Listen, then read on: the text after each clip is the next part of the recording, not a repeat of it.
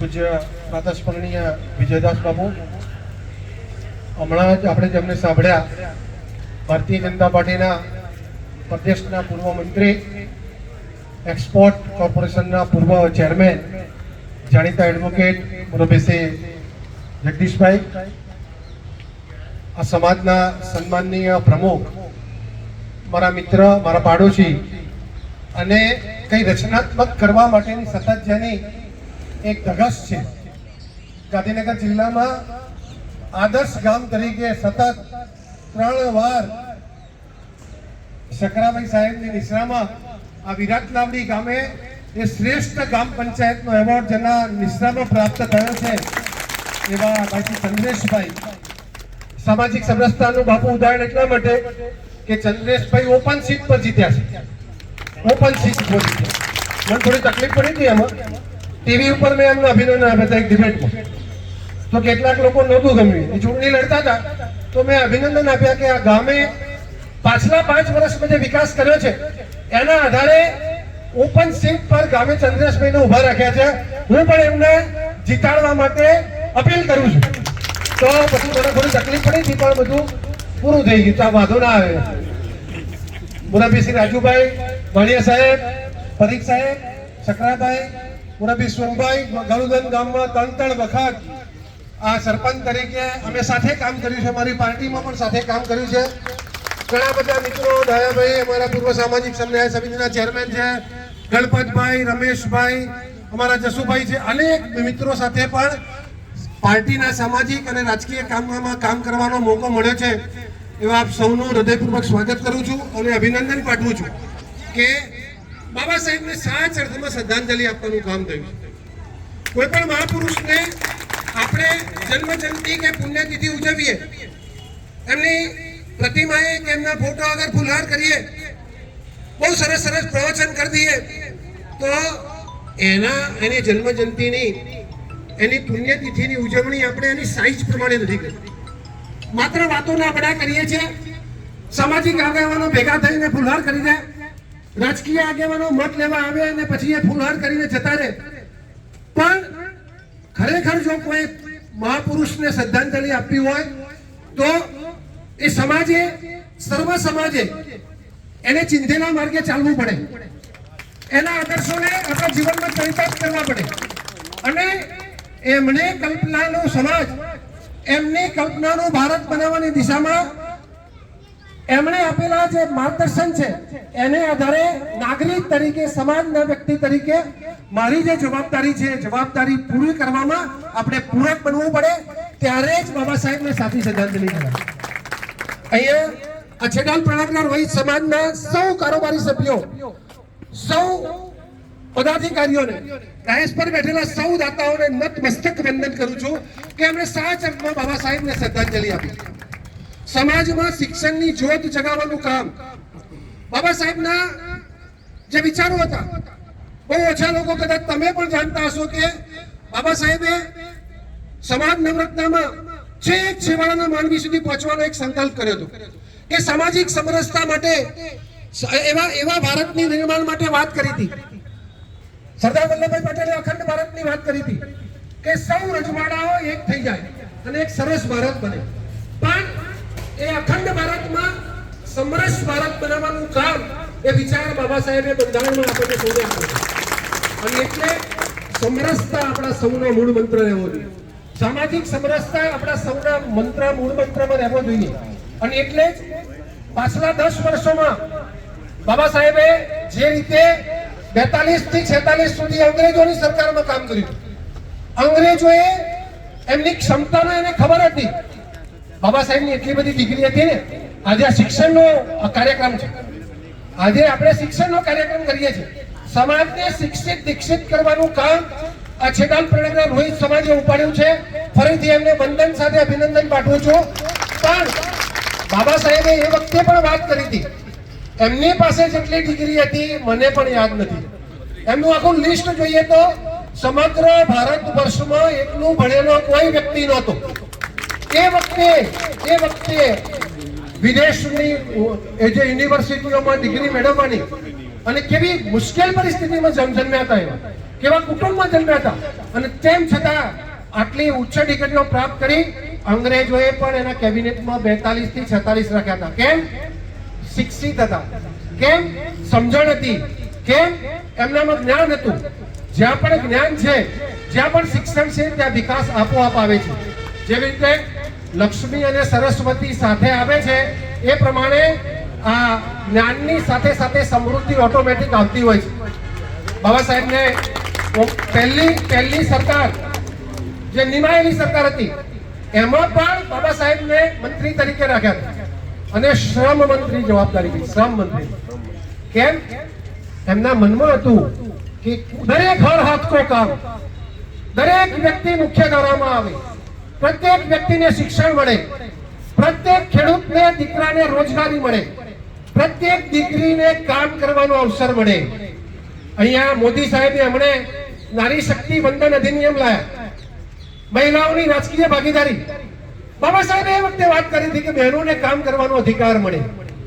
આપણે હમણાં નવા કૃષિ કાયદા લાવ્યા હતા મોદી સાહેબ, લઘુત્તમ વેતનનો ધારો આપણે જોઈએ છે ને, તો બાબા સાહેબે બંધારણમાં આપણને એ વખતે કીધું હતું કે પ્રત્યેક ખેડૂત અને ખેત મજૂરને એના કામનું પૂરું દામ મળવું જોઈએ. એ વિચાર પણ બાબા સાહેબે આપણને એ વખતે આપ્યો તો. માન્ય મોદી સાહેબની સરકારે એક કાયદાનો અમલ કરીને આગળ બંને નવા ખેડૂત કાયદા, એપીએમસી એક્ટ અને આ નારી શક્તિ બંધન અધિનિયમ, આ ત્રણેય કાયદાઓ આપણને મળ્યા. બાબા સાહેબનો વિચાર સાર્થક કરવાનું કામ આ સરકાર કરી રહી છે. કેટલીક બાબતો આ પ્લેટફોર્મ પરથી સમાજની બાબતમાં ના કહી શકાય, પણ આપ સૌ પ્રબુદ્ધ નાગરિકો છો. હું લગભગ બધા મોટા ભાગનાને ઓળખું છું કે કોઈ આચાર્ય છે, કોઈ એન્જિનિયર છે, કોઈ વકીલ છે, કોઈ ડોક્ટર છે, કોઈ મોટા ખેડૂત છે, બધા પ્રબુદ્ધ આગેવાનો છો. એટલે મને કહેવામાં વાંધો નથી કે જે બાબા સાહેબે એ મંત્રીમંડળ ન છોડી દીધું હોય, એમની કલ્પનાનું ભારત બનાવવાની દિશામાં એ સરકાર નહોતી ચાલતી. એમના મનમાં હતું કે સનાતન હિન્દુ ધર્મનો વિકાસ થાય, એમના મનમાં હતું કે મહિલાઓને સમાન અધિકાર મળે, એમના મનમાં હતું કે છેવાડાનો માનવી પણ મુખ્ય ધારામાં આવે, એમના મનમાં હતું કે દરેક પ્રત્યેક નાગરિકને શિક્ષણનો અધિકાર મળે, એમના મનમાં હતું કે છૂટાછૂટા અસ્પૃશ્યતા નાબૂદ થાય. આ બધી બાબતો એમણે મંત્રીમંડળમાં બેબાકપણે વાત કરી. પણ પછી એક વિચારધારા એવી કામ કરતી હતી, એમને બાબા સાહેબ નહીં ગમ્યા. પરિણામે બાબા સાહેબને ચૂંટણી લડતા રોકવા માટે અનેક પ્રયત્નો થયા. આપ સૌ એનાથી વાકેફ છો.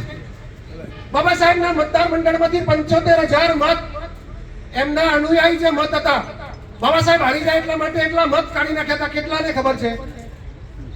બાબા સાહેબ ચૂંટણી લડતા હતા ત્યારે પહેલા તો એમના જે અનુયાયીના મત વિસ્તાર 3 હતા એ પાકિસ્તાનમાં મોકલી દીધા. પછી બાબા સાહેબના એક જે શિષ્ય હતા એને કોંગ્રેસે પાછા ચૂંટણીમાં ઉભા રાખ્યા સામે.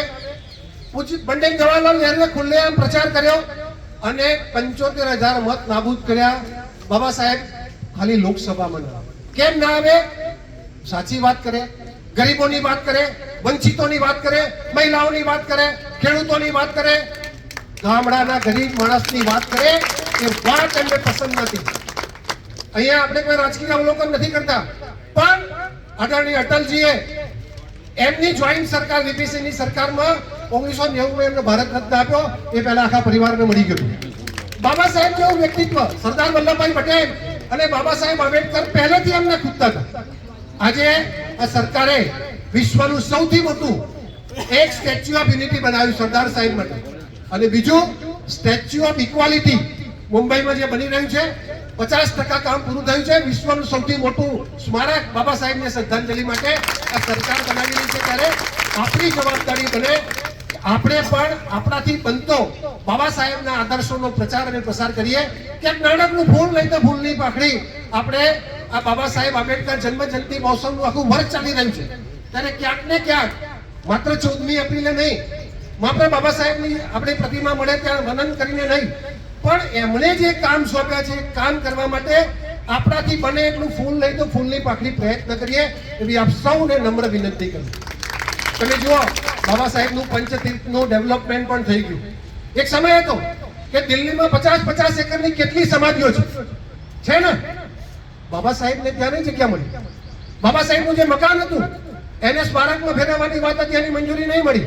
આજે બાબા સાહેબના 5 એમની જન્મભૂમિ, કર્મભૂમિ, દીક્ષાભૂમિ નિર્વાણ ભૂમિ અને આ છેલ્લી ચૈત્ય ભૂમિ, પાંચે પાંચ જગ્યાએ સ્મારકો તૈયાર થઈ ગયા છે અને ખૂબ મોટી શ્રદ્ધાંજલિ સરકારે એને આપી છે.